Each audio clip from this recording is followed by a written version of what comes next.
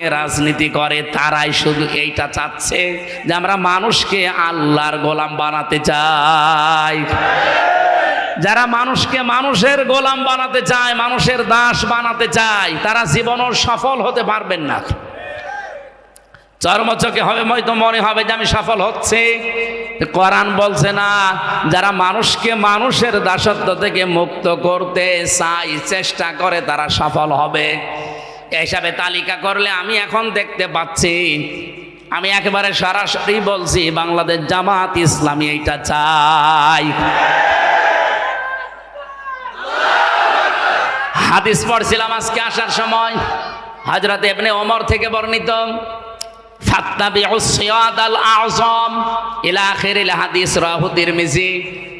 ইবনে ওমর রাদিয়াল্লাহু তাআলা আনহু বলেন, যাদের দ্বারা তাড়াতাড়ি ইসলাম প্রতিষ্ঠা করা তোমার এলাকায়